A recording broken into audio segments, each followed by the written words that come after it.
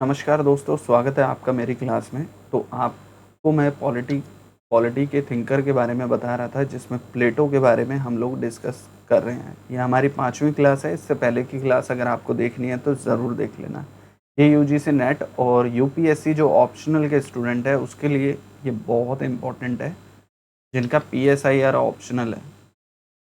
PSIR optional है उनके लिए, और वैसे भी नॉर्मल व्यक्ति भी इन सबको पढ़ सकता है, क्योंकि जब विचारक के विचार पढ़ते हैं, जैसे थिंकर होते हैं, जब हम उनके विचारों को पढ़ते हैं तब हमें पता लगता है किस तरह के इससे है ना डिसीजन मेकिंग जो आपकी पावर होती है वो बढ़ जाती है। आप बहुत अच्छे से किसी टॉपिक को जज कर पाते हैं और बहुत अच्छे से उन चीज़ों को समझ पाते हैं। तो चलते हैं इसके बारे में जानते हैं। देखो, आपको मैंने पहले ही बताया था कि प्लूटो ने अपने साम्यवादी विचार में 2 विचार बताए थे। एक प्रॉपर्टी वाला, जो मैं पिछली क्लास में आपको करा चुका हूँ, वो देख लेना। और दूसरा आता है सबसे ज़रूरी, पत्नियों का साम्यवाद। पत्नियों का साम्यवाद, और इसी को परिवार का साम्यवाद भी बोलते हैं। एक-एक करके इसके बारे में पढ़ लेते हैं, क्या कहता है ये पत्नियों के साम्यवाद के बारे में।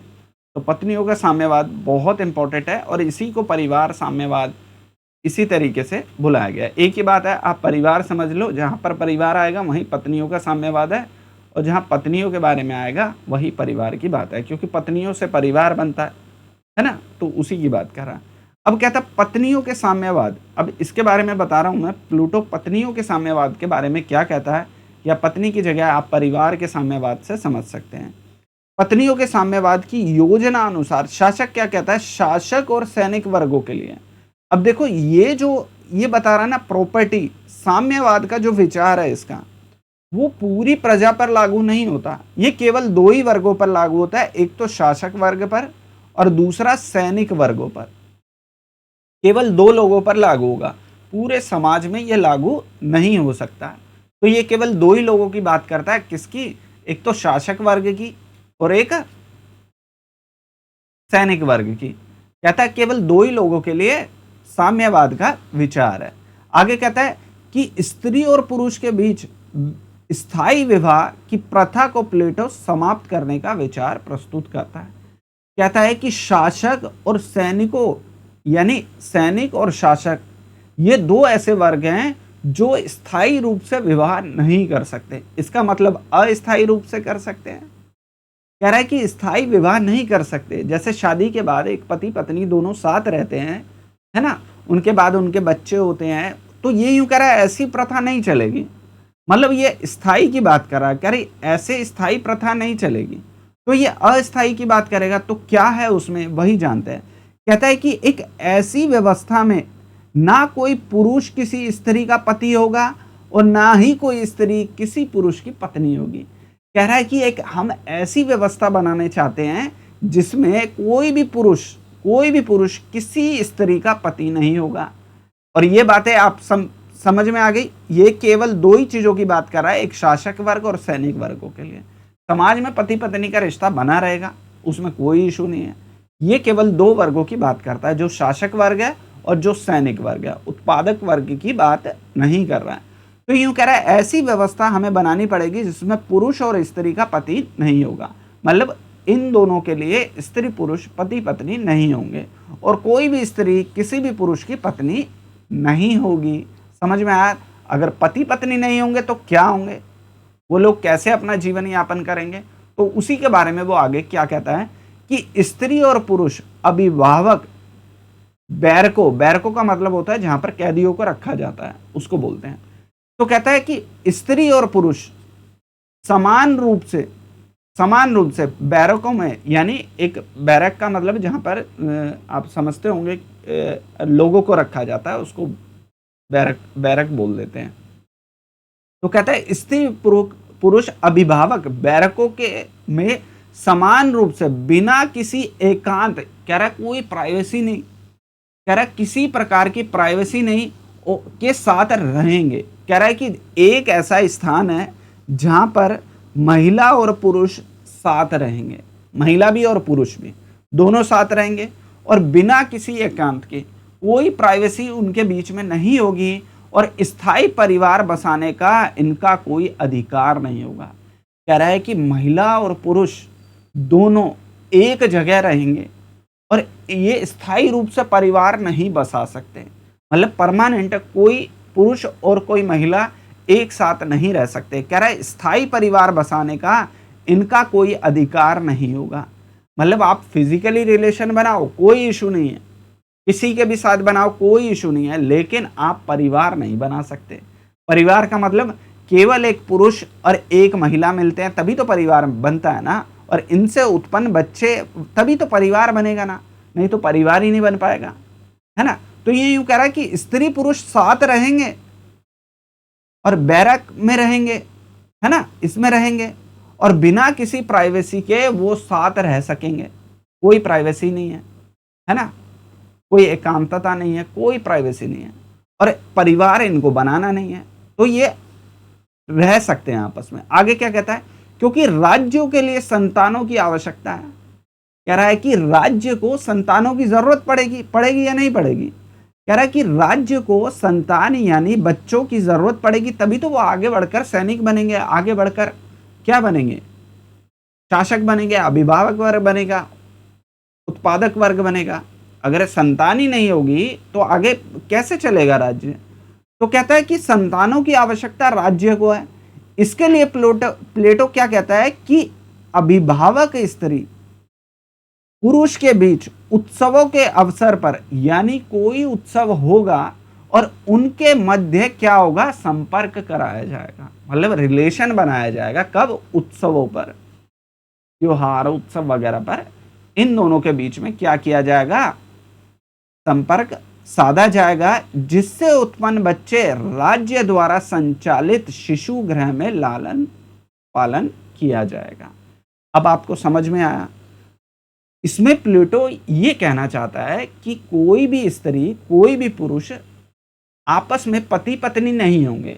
जैसे कि एक बैरक है, एक जगह है जहां पर स्त्री और पुरुष दोनों रहते हैं, ये मेल है और ये फीमेल है ना, ये दोनों साथ में रहते हैं।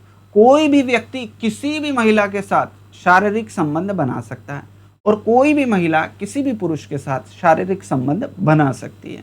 ये कौन कह रहा है, प्लेटो कह रहा है। अभी आप इसको अभी तो आप कह दोगे बहुत गलत बात है, ऐसा नहीं करना था प्लूटो को, लेकिन अभी आगे समझना प्लूटो ने ऐसा क्यों कहा, इसके पीछे कोई तो रीजन होगा ना। ऐसे तो है नहीं कोई भी व्यक्ति अपनी बात को ऐसे ही कह देगा, इसके पीछे एक बहुत बड़ी बात है जिसको मैं बाद में समझाऊंगा। पहले ये टॉपिक पढ़ते हैं। तो क्या कह रहा है कि कोई भी स्त्री कोई भी पुरुष किसी के भी साथ कोई भी संबंध बना सकता है। ऐसा नहीं है कि एक ही स्त्री है आप उसी के साथ रहेंगे, नहीं। यहां पर कह रहा है परिवार नाम की कोई चीज ही नहीं है, तो आप किसी भी महिला के साथ, कोई भी महिला किसी भी पुरुष के साथ शारीरिक संबंध बना सकती है। आपको समझ में आई ये बात। और यूं कह रहा है कि इससे जो उत्पन्न होगी संतान, अब भाई शारीरिक संबंध बनेंगे तो संतान भी उत्पन्न होगी, जो संतान उत्पन्न होगी वो राज्य की संपत्ति होगी, मतलब उस पर राज्य का अधिकार होगा और उसका पालन पोषण कौन करेगा, राज्य करेगा। ये स्त्री पुरुष नहीं करेंगे, राज्य करेगा। आपको समझ में आया, यानी वो राज्य की जिम्मेदारी होगी और राज्य के पास जो भी टैक्स वैक्स आएगा उनके पैसों से इन बच्चों का लालन पोषण किया जाएगा। यहां तक बात आपको समझ में आई। तो ये बात कौन कहता है, प्लेटो कहता है। यही है पत्नियों का साम्यवाद, यानी यहां पर पत्नी नाम की कोई व्यवस्था ही नहीं है, कोई परिवार ही नहीं है। कोई भी व्यक्ति किसी भी पुरुष के साथ, कोई भी स्त्री पुरुष के साथ, कोई भी पुरुष किसी भी स्त्री के साथ शारीरिक संबंध बना सकता है, लेकिन उन्हीं के साथ, किनके साथ, ऐसा नहीं कोई भी स्त्री चल रही है जिस मर्जी को पकड़ लिया, ऐसा नहीं, जो बैराक में रहेंगे, है ना, जो स्त्री अभिभावक होगी। अब देखो जब हमने इसका शिक्षा का सिद्धांत पढ़ा तो ये महिला पुरुष में भेदभाव नहीं करता है, महिला को भी अभिभावक वर्ग बनने की पूरी स्वतंत्रता थी। महिला भी अभिभावक बन सकती थी, यानी वो भी एग्जाम देगी, है ना, वो भी सब कुछ करेगी। तो इसमें स्त्री और पुरुष दोनों शामिल होंगे। अभिभावक में यानी सैनिक वर्ग में स्त्री और पुरुष दोनों आएंगे और शासक वर्ग में भी स्त्री पुरुष दोनों क्वालिफाई करेंगे। तो वो दोनों जब क्वालिफाई करेंगे तो इन दोनों की बात कर रहा है, ऐसा नहीं समाज में किसी को भी पकड़ लिया, ऐसा नहीं है। अब आगे बढ़ते हैं, आगे क्या कहता है, यहां तक आपको समझ में आया। अब आगे कहता है कि इस व्यवस्था से स्त्री और पुरुष को पता ही नहीं रहेगा कि कौन किसकी संतान है। अब देखो, कोई भी पुरुष किसी भी महिला के साथ रिलेशन बनाता है, या कोई भी महिला बहुत सारे पुरुषों के साथ संबंध बनाती है, तो उसको पता ही नहीं लगेगा कि उसका बेटा कौन है ना? किसी किसी व्यक्ति को, यानी किसी पुरुष को यही नहीं पता होगा कि मेरा पुत्र कौन है या मेरी पुत्री कौन है, किसी को नहीं पता। तो ऐसे ही उस महिला को भी नहीं पता होगा। उस महिला को पता तो होगा कि ये मेरी पुत्र है, मेरी पुत्री है, लेकिन ये नहीं पता होगा किस पुरुष से उत्पन्न है। तो ये वाली बात इसमें कहता है प्लूटो यह व्यवस्था इसलिए प्रस्तावित करता है। अब प्लूटो क्यों कहता है कि ऐसी व्यवस्था होनी चाहिए? वो यूं कहता है, शासक का परिवार का मोह समाप्त हो जाएगा। अभी आप इसकी बात समझना, कितने शानदार तरीके से अपनी बात को रखता है, जिससे परिवार का मोह उत्पन्न होना होता है, जिससे मानव विकार उत्पन्न होता है। कहता है कि एक परिवार ऐसी व्यवस्था है जिससे मानव का मोह उत्पन्न होता है। अभी आपने देखा होगा, बड़े बड़े नेता अपने बच्चों के लिए करप्शन करते हैं या नहीं करते हैं? अब आपके माँ बाप देख लो, एक मकान खरीदा, दूसरा खरीद लेंगे, तीसरा खरीद लेंगे, चौथा खरीद लेंगे कि मेरा बेटा ऐश मारेगा। यही तो करते हैं ना। अंबानी क्या कर रहा है? यही तो कर रहा है। अडानी क्या कर रहा है? यही तो कर रहा है। आपके माँ बाप क्या करते हैं? यही करते हैं। सभी के माँ बाप यही करते हैं। और ये क्या होता है? मोह। मोह मतलब अपने बच्चों के प्रति प्यार। और आप कहेंगे ये तो पुरुषवादी सोच है। नहीं, महिला में भी यही होता है। आप बताओ, आपके पिता आपके लिए कोई लड़का देखने जाएंगे तो गरीब लड़का थोड़ी ना देखेंगे। आप बताओ, उनको भी अपने से ऊपर रिश्ता देखना है। यानी मेरी बेटी राज करे, घर में चाहे झाड़ू पोछा लगाती हो, लेकिन ससुराल ऐसा मिलना चाहिए जहां पर झाड़ू पोछे वाला रखा हो। आप समझ रहे हो? हर माँ बाप की यही इच्छा होता है ना? बेटा तो राजा है ही है, लेकिन उनकी बेटी भी रानी से कम नहीं है। अपने घर में नौकरानी है और जैसे ही शादी हो जाती है तो वहां महारानी है ना? हर माँ बाप अपनी बेटी के लिए एक शानदार घर देखता है, बहुत ही शानदार, जहां मेरी बेटी को कोई काम करना ना पड़े। और अपने घर में झाड़ू भी लगवाते हैं, पोछा भी लगवाते हैं, रोटी भी बनवाते हैं, सारे काम करवाते हैं। लेकिन दूसरों के घर जाएगी, नहीं, हमारी बेटी को खाना बनाना नहीं आता है। और चाहे सुबह से शाम तक वही बेटी अपने घर में खाना बनाती हो, लेकिन शादी के बाद हमारी बेटी को बनाना नहीं आता है। इसने कभी घर में झाड़ू पोछा नहीं किया ना, तो इसको आता नहीं है, आप सिखा देना। और आता उसको सब कुछ है, लेकिन ससुराल में जाके बता दिया तो उसको रोज ही यही काम करना पड़ेगा।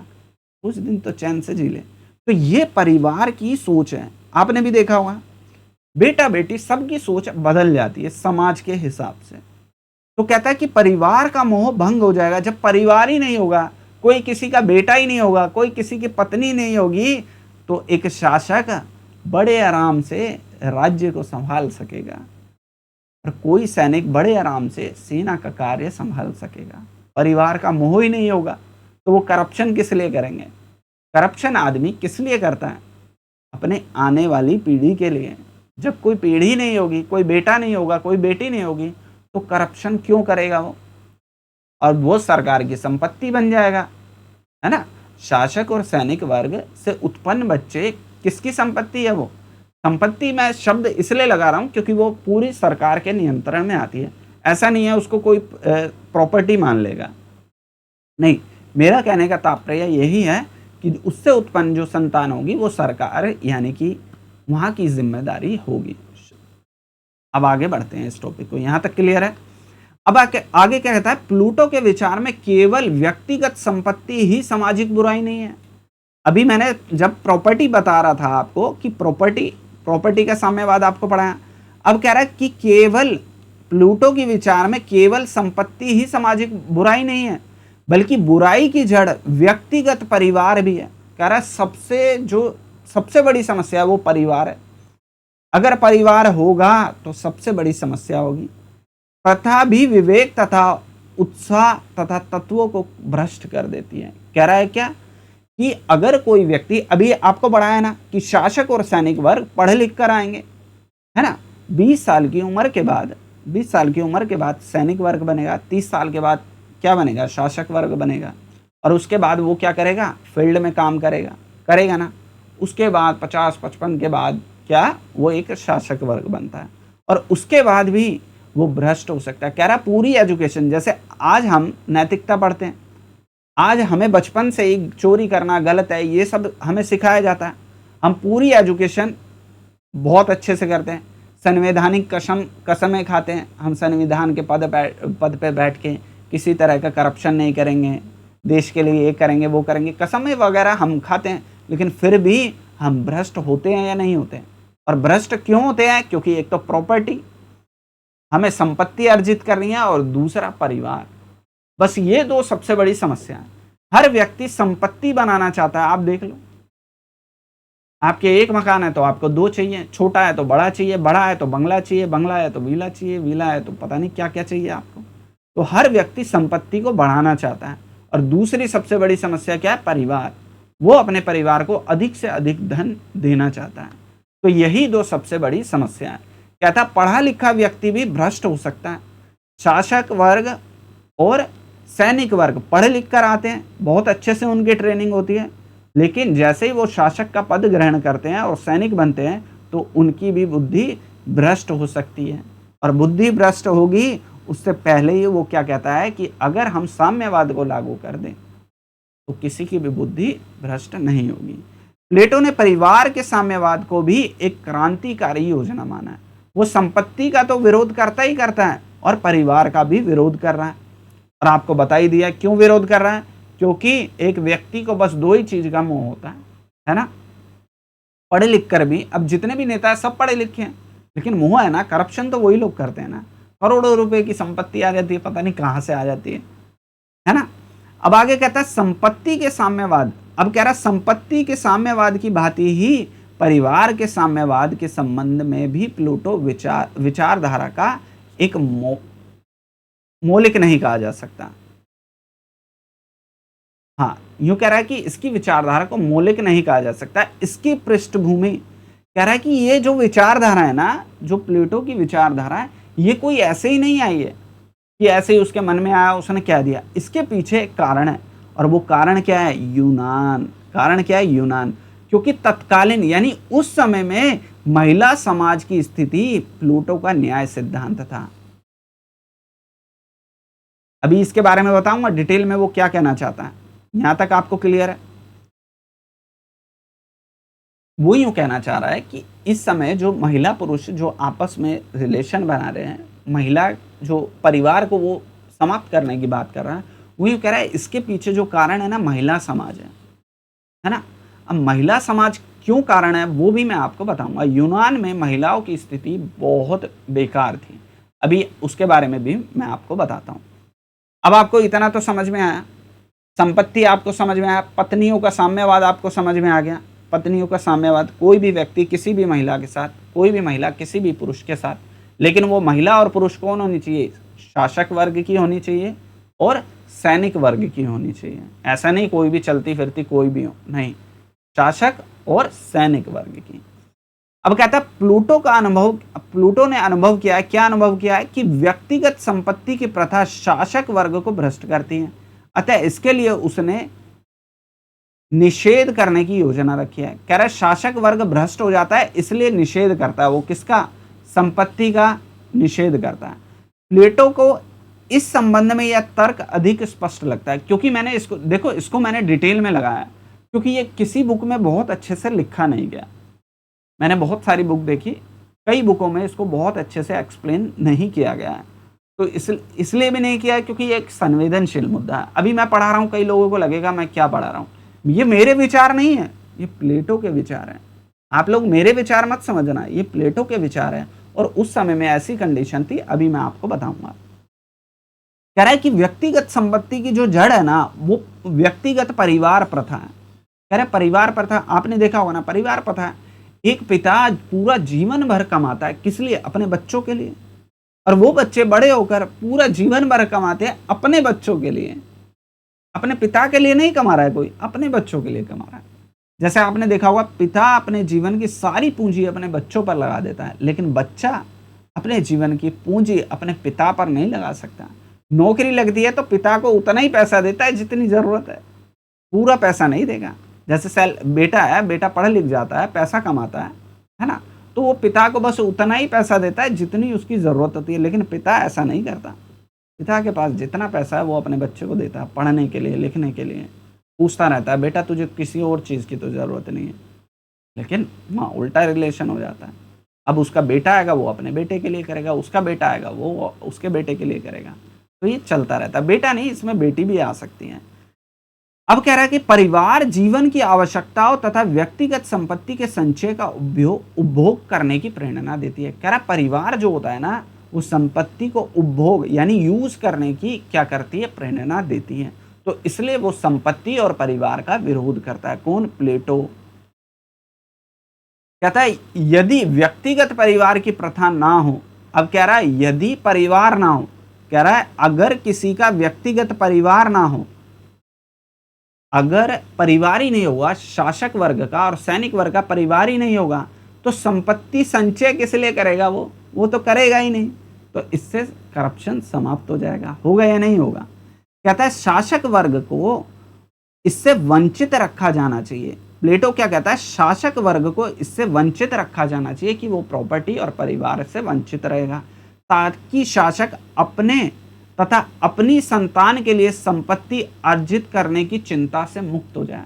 मतलब शासक वर्ग को टेंशन ही नहीं है मुझे अपने बच्चों के लिए संपत्ति इकट्ठा करनी है, और निस्वार्थ भाव से समाज की सेवा कर सके और पूरे उत्साह के साथ राज्य के लिए काम कर सके।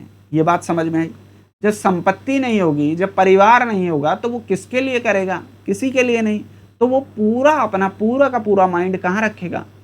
केवल राज्य के लिए, केवल समाज सेवा के लिए वो काम करेगा, है ना। किसी पर्सनल अपने लिए तो नहीं कर रहा है वो, क्योंकि उसको तो सारी सुख सुविधा है।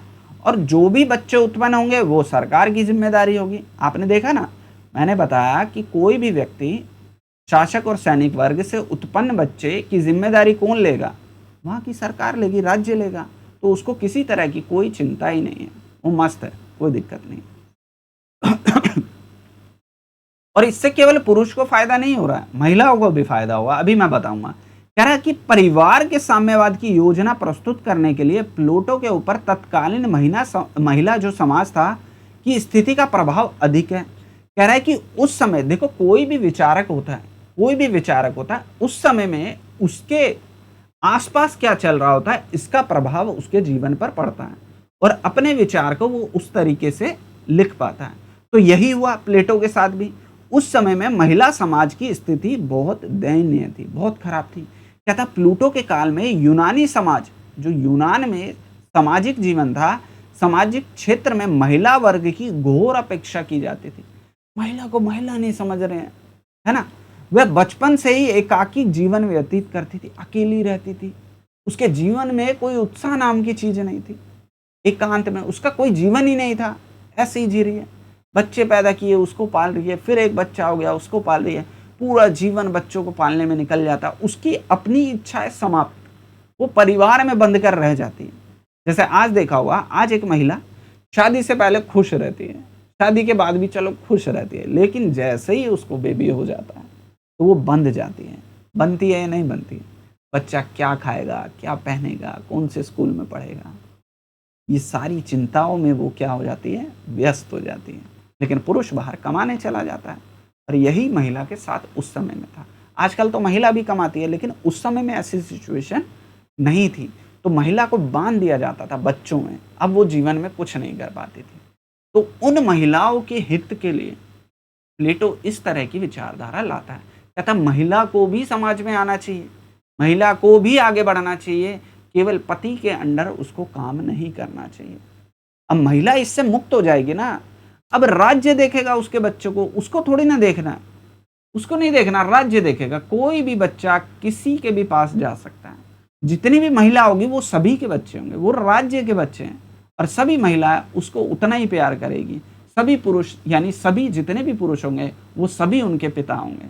तो बच्चों को एक पिता नहीं कई पिता मिलेंगे, बच्चों को एक माँ नहीं कई माँ मिलेगी, है ना। तो इससे बच्चा भी खुश रहेगा। ये मेरे विचार नहीं है, ये प्लूटो के विचार है। कभी आप मेरे विचार सोच रहे हो, मेरे विचार नहीं है, बार बार आपको कह रहा हूँ, प्लूटो ऐसा कह रहा है। और उसके पीछे एक कारण है कि उस समय में महिलाओं की स्थिति बहुत खराब थी, और खराब होने का सबसे बड़ा कारण क्या था? परिवार। परिवार में ही तो महिला की स्थिति खराब होती है ना, नहीं तो पहले तो महिला मस्त रहती है परिवार में। जैसे लड़की का जन्म होता है तो पिता उसके ऊपर फाउंडेशन लगाना शुरू कर देता है, करता है या नहीं करता है? अगर उसका भाई हो तो भाई फाउंडेशन लगाना शुरू कर देता है।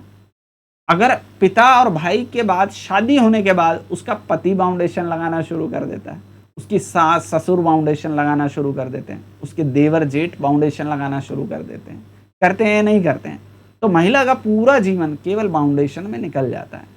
ये करना है, ऐसे करना है, वैसे करना है, तो महिला कहती है मुझ में बुद्धि नहीं है क्या, है ना, मैं क्यों बच्चों को संभालूं, मैं क्यों करूं ये सब। तो इसीलिए प्लेटो कहता है कि इस तरह की व्यवस्था होनी चाहिए।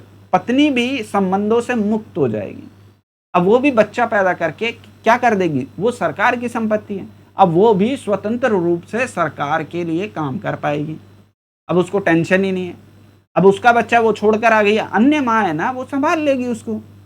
अब वो क्या करेगी, राज्य के लिए काम करेगी, सेवा का कार्य करेगी, क्योंकि वो भी सैनिक वर्ग से और शासक वर्ग से संबंध रखती है, तो उसको भी तो सैनिक और शासक वर्ग का काम करना है ना, तो वो भी उचित रूप से और उतनी ताकत से काम कर पाएगी। अब परिवार की जिम्मेदारी तो उसके ऊपर है नहीं कि पति आएगा उसके लिए खाना बनाना है, सास के लिए खाना बनाना है, ससुर के लिए खाना बनाना है, तो वो भी अपने पारिवारिक जीवन से मुक्त हो जाएगी और बड़े आराम से राज्य के लिए कार्य कर सकेगी। तो कहता है सामाजिक जीवन में पुरुष के साथ किसी भी क्रियाकलाप में भाग ना था। कह रहा है कि उस समय में कोई भी महिला पुरुष के साथ कार्य नहीं कर सकती थी। जैसे आजकल आप देखते हैं ना कि पूजा पाठ में अगर आपकी शादी हुई है तो महिला को जरूर बिठाया जाता है, यानी आपकी पत्नी को, लेकिन उस समय में पुरुष के किसी भी कार्य में महिला का कोई योगदान ही नहीं था। कन्याओं का विवाह लगभग 15 वर्ष की अल्प आयु में हो जाता था। सोचो 15 साल की उम्र में शादी हो जाती है। 15 साल की उम्र में क्या होता है, कुछ भी नहीं। तो 15 साल की उम्र में विवाह हो जाता था, लेकिन अब ये एजुकेशन सिस्टम लेकर आएगा, अब विवाह 15 साल की उम्र में नहीं होगा। कब होगा, 35 साल की उम्र में होगा या नहीं होगा। शासक वर्ग जब बन जाएगा या वो सैनिक बन जाएगी तब उनका विवाह होगा, उससे पहले नहीं होगा, क्योंकि वो पढ़ रहे हैं। समझ में आई ये बात। तो कह रहे कम उम्र में विवाह हो जाता था, ये एक सबसे बड़ा कारण है। जब वो पढ़ेंगे तो उनका विवाह भी कम उम्र में नहीं होगा, बड़ी उम्र में होगा, एक एज के बाद होगा। कह रहे इसके उपरांत जीवन के क्षेत्र में पति के परिवार की 4 दीवारी के अंदर सीमित था। वही तो मैं बता रहा हूँ, 4 दीवारी में सीमित है। पति है, सास ससुर है, बस परिवार, उसके अलावा उसका जीवन समाप्त, कुछ नहीं करना। महिला बिल्कुल अपने जीवन को क्या कर देती है, रोक देती है। ये बात समझ में आई। यहाँ वह अपने पति की काम वासना की तृप्ति करने, कह रहा पति की बस काम वासना के लिए एक पत्नी रहती थी, उसके जीवन में कुछ और ही नहीं था, है ना। पति की काम वासना पूरी करनी है, बस इसके अलावा उसके जीवन में कुछ नहीं था। संतान उत्पन्न करना और उसका पालन पोषण करना, बस यही उसका जीवन था, है ना। बस पति की इच्छाओं को पूरी करना, बच्चों को पालना, उसके लिए खाना बनाना, उसके लिए ये करना वो करना, बस यहीं तक उसका जीवन था। इसके अलावा उसके जीवन में कुछ था ही नहीं। आपने देखा होगा पुराने समय की महिलाओं को आप देखेंगे, उनका जीवन भी बिल्कुल ऐसे ही था। क्या का था जीवन में, काम उनके जीवन में था नहीं, कुछ करना उनको जीवन में था नहीं, पढ़ना लिखना था नहीं। जीवन में बस क्या काम था, पति की इच्छाओं को पूरी करना, ससुराल पक्ष के लिए कार्य करना, जो बच्चे उत्पन्न हो गया उनका लालन पोषण करना। इसके अलावा उनके जीवन में कोई और जीवन उनके लाइफ में था ही नहीं। समझ में आई ये बात। कहता है कि प्लेटो महिला के इस दासता की स्थिति का विरोध करता है। अब प्लेटो महिला की दासता स्थिति का विरोध करता है। प्लेटो कहता है नहीं, महिलाओं तुम्हारे साथ ये अत्याचार नहीं होगा, मैं आप लोगों के साथ अत्याचार नहीं होने दूंगा। महिला को भी उतनी फ्रीडम है जितनी पुरुष को फ्रीडम है ना। अभी तक तो आपको बुरा लग रहा होगा प्लेटो कि प्लूटो क्या कह रहा है, महिला पुरुष सब साथ रहेंगे, ओहो ये तो इससे तो बहुत विवाद हो जाएगा। लेकिन वो महिला के लिए ही तो कार्य करना है ना, महिला ही क्यों बंद कर रहे हैं, पुरुष क्यों नहीं रह सकता, है ना। तो ये वाली बात कहता है। उसके मत में परिवार व्यवस्था स्वार्थ भावना की जड़ है। कहता है परिवार महिलाओं के स्वार्थ की और पुरुष के स्वार्थ की क्या है, एक जड़ है, और इससे महिलाओं की योग्यता और उसकी क्षमता से समुचित समाज सेवा से वंचित हो जाता है। कहता है महिलाओं के पास क्वालिटी है, लेकिन वो परिवार में बंध के अपनी क्वालिटी को क्या कर देती है, समाप्त कर देती है।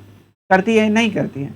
जो महिला है केवल पति के साथ पर निर्भर रहेगी, पति की काम वासना को पूरी करेगी, केवल अपने बच्चों का लालन पोषण करेगी, परिवार को देखेगी, तो बताओ समाज को वो क्या करेगी, समाज के लिए क्या करेगी, है ना। अन्य लोगों के लिए क्या करेगी, कुछ नहीं करेगी। वो तो केवल अपने परिवार में बंद कर रह जाएगी। फिर समाज को उसकी क्वालिटी कैसे पता लगेगी, यही तो वो बात कह रहा है ना, कि समाज को तो उसकी क्वालिटी के बारे में पता ही नहीं लगेगा, है ना? तो ये सारी बातें आपको समझनी पड़ेगी। सोचो, देश की प्रधानमंत्री इंदिरा गांधी नहीं होती, है ना? राष्ट्रपति महिला है, कितनी महिला आगे बढ़ गई है, मेडल लेकर आ रही है महिला। अगर वो परिवार तक सीमित रहती तो क्या हमारे देश की बेटियां कभी मेडल लेकर आती? नहीं ला पाती ना। तो परिवार से उसको क्या मिली? फ्रीडम मिली, तभी तो वो आगे बढ़कर आई ना। आप लोगों के साथ भी तो यही हो रहा है। मेरी क्लास में जितनी महिलाएं हैं, आप लोगों को पढ़ने की फ्रीडम किसने दी? आपके पिता ने दी, और पहले नहीं थी। महात्मा ज्योतिबा फूले, इन लोगों का योगदान है, सावित्रीबाई फूले, इन लोगों का योगदान है आपके जीवन में। अगर ये लोग ना होते तो आपके जीवन में कभी एजुकेशन ही नहीं होती, आप भी केवल चार दीवारी में बंद कर रह जाते। तो शुक्र बनाओ, आपके जीवन में ये लोग आए। और कब आए? 2 साल से भी पहले वो आपके जीवन में आए, तब जाके आज भी आपको फाउंडेशन में पढ़ना पड़ता है। पढ़ता है या नहीं पढ़ता है? अगर वो 100 साल पहले की बात कर रहा हूँ, 100-150 साल पहले उन्होंने ये सब किया, 100-150-200 साल पहले, तब जाके आपके जीवन में बदलाव आ रहा है या नहीं आ रहा है? अगर वो उस समय में नहीं करते तो आज के समय में आपको पढ़ने को भी नहीं मिलता।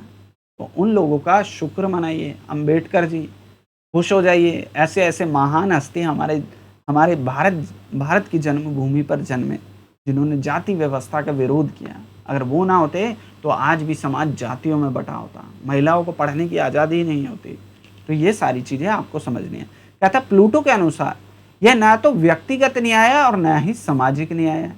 बार्कर का मत है, आप बार्कर विचारक है, वो कहता है प्लूटो की इस अवधारणा का उद्देश्य परिवार का अनमोल मानना सही नहीं है। वास्तव में प्लूटो परिवार में सुधार करना चाहता है। वो यूँ कहता है, इसका मतलब ये नहीं है कि वो परिवार को समाप्त करना चाहता है, उसका तो तात्पर्य है कि परिवार में सुधार हो, है ना? महिला को आगे बढ़ने का मौका मिले। वो ये नहीं कह रहा है कि परिवार को समाप्त कर दो। बार्कर कहता है प्लूटो नहीं कह रहा है कि परिवार को समाप्त कर दें। प्लूटो तो बस कह रहा है परिवार में सुधार कर दो। अगर तुम्हारे पास सुधार का कोई रास्ता है तो वो कर दो, अगर नहीं है तो तुम इस व्यवस्था को अपना लो। बार्कर ऐसा कहता है। वह राज्य से परिवार को निकाल देना नहीं चाहता, बल्कि राज्य में परिवार के आयात करना चाहता है। परिवार को समाप्त करना या निकाल देना नहीं चाहता है, बल्कि वो परिवार का आयात करना चाहता है, परिवार को लाना चाहता है। वो ऐसी बात कह रहा है। तो ये सारी बातें आपको समझ में आई? जल्दी से मुझे कमेंट करके बताओ, आप लोगों को ये सारी बातें समझ में आ रही है ना? प्लूटो क्यों कह रहा है और उसके पीछे का कारण क्या है? उसके पीछे का कारण क्या है? ये सारी बातें प्लूटो कहता है किसमें? पत्नियों के साम्यवाद में। अब आ जाते हैं इसके साम्यवाद के विचार की आलोचना। अब देखो, हमने इसके दो साम्यवादी विचार थे। एक तो संपत्ति का साम्यवाद, जो मैंने पिछली क्लास में कराया आपको, और दूसरा था पत्नियों का साम्यवाद, जो मैंने आज कराया। अब दोनों साम्यवाद पढ़ने के बाद अब इसमें कुछ कमियां हैं जिसकी हम आलोचना करेंगे। अब आलोचना क्या? अरस्तु क्या कहता है? अब प्लूटो के बाद अरस्तु विचारक आएगा। अब अरस्तु क्या कहता है कि संपत्ति साम्यवाद की योजना समाज में संघर्ष और फूट की प्रवृत्ति को बढ़ा देगी। कह रहा है इससे समाज में फूट पड़ जाएगी। प्लूटो का साम्यवाद विविधतापूर्ण नहीं है और बिना विविधता के बौद्धिक का विकास नहीं हो सकता। कह रहा है विविधता होनी चाहिए, है ना? विविधता होनी चाहिए। अगर विविधता नहीं होगी तो बौद्धिक का विकास ही नहीं होगा। तो ये इसका विरोध करता है। जैसे प्रॉपर्टी, अगर लोगों के मन में लालच ही नहीं होगा, वो कमाएंगे किस लिए? लालच होता है तभी तो आदमी कमाने की कोशिश करता है ना। अगर आपके जीवन में आपको प्रॉपर्टी ना खरीदनी हो, आपको कुछ करना ना हो, आप जीवन में कमाएंगे क्या? आप बताओ, जीवन में पढ़ेंगे क्या? आप पढ़ेंगे ही नहीं। तो कह रहा है इससे विविधता नहीं होगी। जब तक विविधता नहीं होगी, कोई व्यक्ति अमीर है, आप भी तो अमीर बनना चाहते हो ना। कोई व्यक्ति पढ़ा लिखा, आप भी तो पढ़ा लिखा होना चाहते हो ना।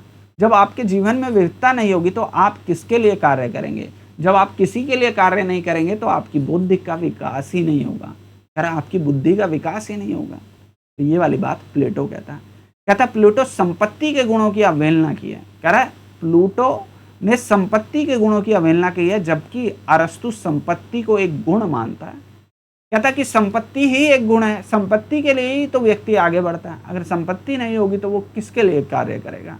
प्लूटो के संपत्ति संबंधित साम्यवाद ऐतिहासिक आधार पर दोषपूर्ण है, क्योंकि समाज ने इसे स्वीकार नहीं किया।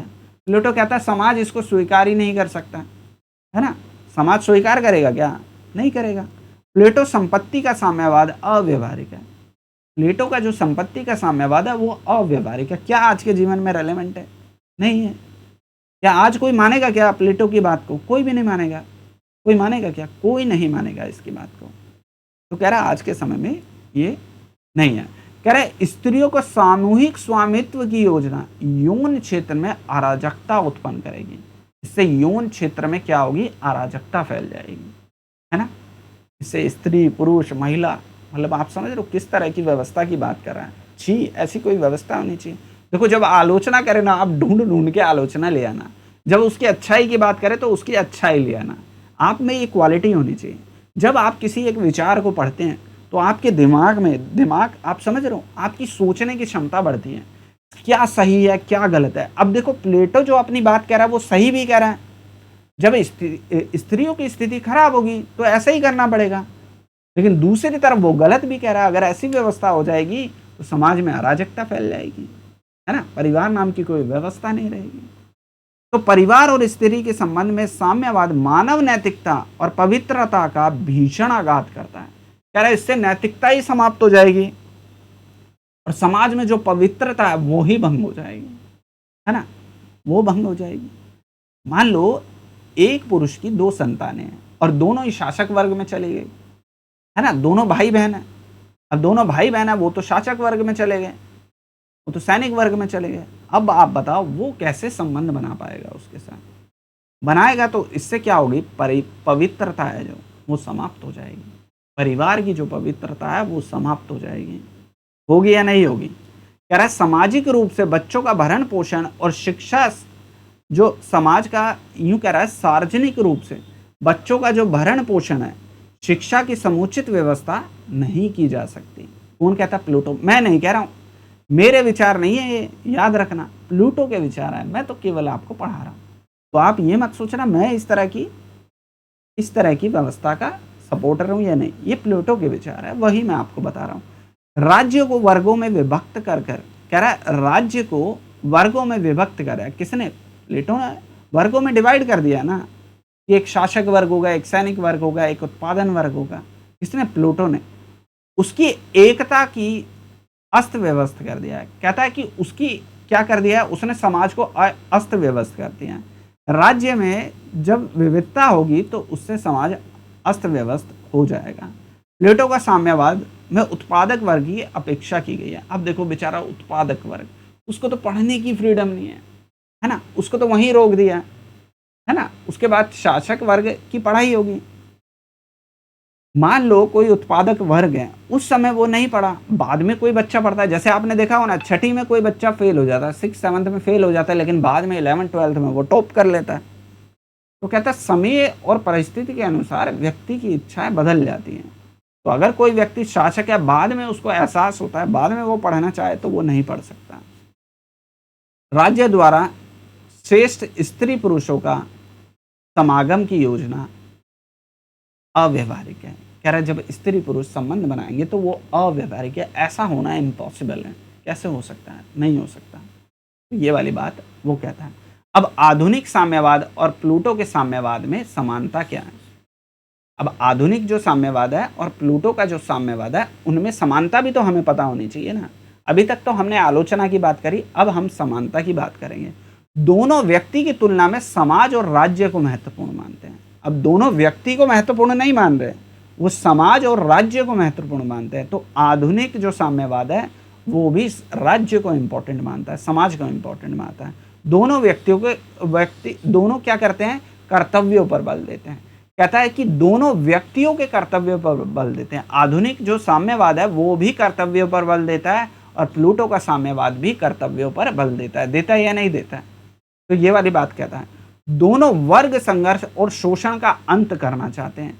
जो साम्यवाद का मतलब ही यही है कि वर्ग संघर्ष और शोषण का अंत करना। दोनों निजी संपत्ति और संस्था के अंत पर बल देते हैं। कह रहे निजी संपत्ति नहीं होनी चाहिए। आधुनिक साम्यवाद भी निजी संपत्ति का विरोध करता है और प्लूटो का साम्यवाद भी निजी संपत्ति का विरोध करता है। दोनों स्त्री पुरुष को समानता रखते हैं। आधुनिक साम्यवाद भी स्त्री और पुरुष को सामान्य मानता है और प्लूटो भी स्त्री पुरुष को सामान्य मानता है। आपने देखा ना, प्लूटो दोनों की शिक्षा की बात कर रहा है, प्लूटो बराबरी की बात कर रहा है ना। महिला और पुरुष बराबर रहेंगे, और आधुनिक साम्यवाद भी महिला पुरुष को बराबर मानता है। तो ये सारे विचार आधुनिक साम्यवाद और आज के हिसाब से बिल्कुल रेलेवेंट है। अब आधुनिक साम्यवाद और प्लूटो के साम्यवाद में अंतर भी देख लेते हैं। अब दोनों में अंतर भी तो है ना, वो भी देख लेते हैं। आधुनिक साम्यवाद और प्लेटो के साम्यवाद में क्या अंतर है। प्लेटो का साम्यवाद का आधार आदर्श और दर्शनवाद है। इसके विपरीत आधुनिक साम्यवाद का आधार क्या है, भौतिक है। प्लूटो का साम्यवाद का उद्देश्य राजनीतिक है। प्लूटो का जो साम्यवाद है, आपने देखा ना, राजनीतिक है। वह कुशासन और भ्रष्टाचार को मिटाकर राज्य की एकता की स्थापना करना चाहता है। किंतु आधुनिक साम्यवाद का उद्देश्य आर्थिक है, वो इकोनॉमी के ऊपर बात करता है। और इसका जो आप देखेंगे, प्लूटो राजनीति की बात करता है और आधुनिक साम्यवाद है वो आर्थिक की बात करता है, इकोनॉमी की बात करेगा वो, है ना, अर्थव्यवस्था की बात करेगा। तो इन दोनों में यह अंतर आएगा और यही एग्जाम में आएगा। अभी प्रीवियस ईयर के क्वेश्चन करा दूंगा, जब ये प्लूटो का पूरा टॉपिक समाप्त हो जाएगा तब मैं आपको इसके क्वेश्चन दिखाऊंगा कि प्रीवियस ईयर में किस टाइप के क्वेश्चन पूछे गए हैं। कह रहा है कि वह आर्थिक शोषण को समाप्त करके आर्थिक समानता की स्थापना करना चाहता है। कह रहा है आर्थिक शोषण को समाप्त करके आर्थिक समानता की बात करता है। प्लूटो का साम्यवाद राज्य को प्राकृतिक और नैतिक संस्था मानता है, वहीं आधुनिक साम्यवाद राज्य को निजी संपत्ति मानता है। निजी संपत्ति मानता है ना आधुनिक साम्यवाद, सरकार को निजी संपत्ति की व्यवस्था उत्पन्न करने का एक वर्गीय संस्था मानता है। तो ये दोनों के बीच में अंतर है। आधुनिक साम्यवाद के अनुसार जब वर्गहीन समाज की रचना होगी, आधुनिक साम्यवाद कहता है जब वर्गहीन समाज की स्थापना होगी तो राज्य भी समाप्त हो जाएगा। कौन कहता है? आधुनिक साम्यवाद कहता है जब वर्गहीन समाज समाप्त हो जाएगा तो अपने आप ही राज्य समाप्त हो जाएगा, सब लोग अपना कार्य खुद ही करेंगे।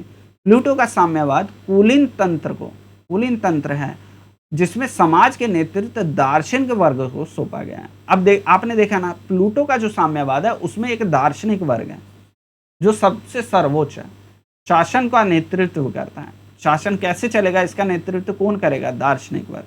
तो सारा का सारा क्रेडिट किसको दिया गया है? दार्शनिक वर्ग को। किंतु आधुनिक साम्यवाद में जन्म ही कुलीन वर्ग की संस्कृति का विरोध करता है। वो जन्म से ही कुलीन वर्ग का विरोध करता है। कौन? आधुनिक साम्यवाद।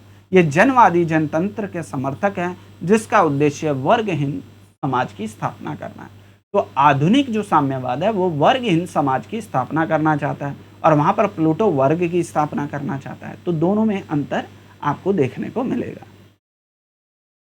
प्लेटो है उसकी न्याय की जो धारणा है, अब इसकी न्याय व्यवस्था पर आ जाते हैं। प्लेटो की जो न्याय की धारणा है वो नैतिकता और अध्यात्म पर आधारित है, आध्यात्मिकता पर आधारित है। प्लेटो के अनुसार मानव आत्मा में कर्तव्य पालन ही न्याय है। प्लेटो क्या कहता है? आपने पढ़ा ना, प्लेटो क्या करता है? कर्तव्य ही सबसे बड़ा न्याय है। अगर हर व्यक्ति अपने कर्तव्य का पालन करेगा तो न्याय अपने आप ही स्थापित हो जाएगा। जबकि आधुनिक साम्यवाद न्याय का अर्थ शोषण वर्ग और आर्थिक असमानता का अंत करना है। अब जो आर्थिक साम्यवाद है वो क्या करता है कि शोषण वर्ग, कोई व्यक्ति किसी का शोषण नहीं करेगा, लेकिन प्लूटो में तो शोषण होगा, है ना, प्लूटो में तो शोषण हो सकता है। वो कह रहा है आर्थिक असमानता को समाप्त करना। कोई व्यक्ति अमीर है, कोई गरीब है, क्यों है ऐसा? समाज की संपत्ति पर सबका बराबर का हक है या नहीं है? तो कोई व्यक्ति अमीर गरीब कैसे हो सकता है? वो आर्थिक असमानता को समाप्त करना चाहता है। कौन? आधुनिक साम्यवाद। प्लेटो ने अपने साम्यवाद में तीन में से 2 वर्ग, हाँ, अब प्लेटो का जो साम्यवाद है उसमें 3 वर्ग है ना, लेकिन वो 2 वर्ग, संपत्ति और परिवार। आपने देखा ना, परिवार का मतलब पत्नियों का साम्यवाद। तो संपत्ति और परिवारवाद पर बल देता है, यानी कि वो केवल 2 वर्ग पर बल देता है, शासक वर्ग और सैनिक वर्ग पर बल देता है। तीनों वर्गों को बनाए रखते हुए वह सामंजस्य पर बल देता है, यानी दोनों आपस में मिलकर रहे। आधुनिक साम्यवाद वर्ग संघर्ष का अंत की बात करता है। आधुनिक साम्यवाद कहता है कि समाज में वर्ग ही नहीं होना चाहिए, वो वर्ग के अंत करने की बात करता है। दोनों में अंतर दिख गया ना, वो वर्ग की बात कर रहा है और ये वर्ग को समाप्त करने की बात कर रहा है। तो ये इन दोनों में अंतर आपने देख लिया होगा। प्लूटो के साम्यवाद 2 वर्गों पर लागू होता है। आपको मैंने बताया ना 2 वर्गों पर, शासक वर्ग और सैनिक वर्ग। इसलिए इसको क्या कहा जाता है? अर्ध साम्यवाद। इसलिए इसको क्या कहता है? अर्ध साम्यवाद। प्लूटो का साम्यवाद नगर राज्य तक सीमित है। अब प्लूटो का जो साम्यवाद है वो केवल नगर और राज्य तक सीमित है ना? जबकि आधुनिक साम्यवाद का विचार अंतरराष्ट्रीय संबंधों पर भी लागू होता है। प्लूटो तो केवल अपने राज्य की बात कर रहा है, और किसी राज्य में क्या हो रहा है उसको प्लूटो से कोई लेना देना नहीं। और व्यवहार में यह राष्ट्रीय राज्य में लागू भी हुआ है। कई राष्ट्रों ने इसको लागू भी किया है ना? प्लूटो का जो साम्यवाद है वो संपत्ति के साथ साथ परिवार के क्षेत्र को भी लागू होता है ना? प्लेटो का जो साम्यवाद है वो संपत्ति के साथ साथ परिवार पर भी लागू होता है, और आधुनिक साम्यवाद केवल संपत्ति पर लागू होता है, परिवार पर लागू नहीं होता। जो आधुनिक साम्यवाद है वो केवल और केवल संपत्ति, प्राइवेट संपत्ति का विरोध करता है ना? परिवार से उसका कोई लेना देना नहीं। परिवार में आप कैसे रह रहे हो उससे आधुनिक साम्यवाद का कोई लेना देना नहीं है। लेकिन प्लूटो का जो साम्यवाद है वो परिवार में भी इंटरफेयर करता है। ये बात समझ में आई सबको? सबको समझ में आई? आर्थिक साम्यवाद की दृष्टि से प्लूटो का साम्यवाद उपयोगी की क्रियाओं से संबंधित है, जबकि आधुनिक साम्यवाद का उत्पादन के साधनों से संबंधित है। ये उत्पादन यानी कि आपने देखा ये आर्थिक से संबंधित है, और उसका साम्यवाद केवल उपभोग से संबंधित है। प्लूटो शासक वर्गों को राजनीतिक शक्ति सौंपता है। प्लूटो शासक वर्गों को क्या करता है? पॉलिटिकल पावर देता है, किंतु आर्थिक शक्ति से वंचित करता है। अब आपने देखा प्लूटो शासक वर्ग को केवल राजनीतिक पावर देता है, आर्थिक पावर नहीं देता। प्रॉपर्टी को मना करता है ना वो। शासक वर्ग, सैनिक वर्ग के पास प्रॉपर्टी नहीं होनी चाहिए, तो ये आर्थिक शक्ति से वंचित करता है। और प्लूटो को साम्यवाद आर्थिक राजनीतिक शक्ति का पृथक्करण की व्यवस्था करता है। तो ये अंतर आपको देखने को मिल जाएगा। समझ में आया सारा टॉपिक? जल्दी से मुझे कमेंट करके बता देना अगर आपको समझ में आया।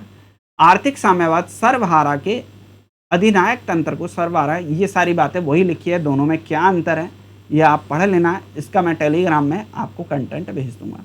इस तरह के बहुत सारे अंतर आपको देखने को मिल जाएंगे। आपको इतना लिखना नहीं है, ज़्यादा बड़ा क्वेश्चन आता नहीं है, छोटा सा क्वेश्चन आता है। अच्छा एक ही लग गया क्या? तो आप देख रहे हो इसमें यही बात वो बार बार कह रहा है। तो ये मैंने आज आपको टॉपिक कराया साम्यवाद। मुझे कमेंट करके ज़रूर बताना आपको कैसा लगा। और इसके बाद आप सभी से मेरी रिक्वेस्ट है, एक बार अपनी बुक को उठाकर जरूर देख लेना। आपके पास जो भी बुक है एक बार उसको जरूर पढ़ना, तब जाके मेरे द्वारा बताई गई विचारधारा और आपकी बुक में लिखी गई विचारधारा आपको समझ में आएगी। नहीं तो मेरे से पढ़कर फिर आप बुक पढ़ोगे तो आपको मज़ा आएगा। आज मुझसे पढ़ रहे हो और आप 6 महीने बाद बुक उठाओगे तब आपको बड़ी समस्या होगी। उम्मीद करता हूँ ये क्लास आपको अच्छी लगी होगी। अगर अच्छी लगी है तो प्लीज़ लाइक, सब्सक्राइब, शेयर ज़रूर कर देना। अगर आप इसका नेक्स्ट टॉपिक पढ़ना चाहते हैं तो मुझे कमेंट करके ज़रूर बताना। आप सभी का बहुत बहुत धन्यवाद। मिलते हैं अगली क्लास में।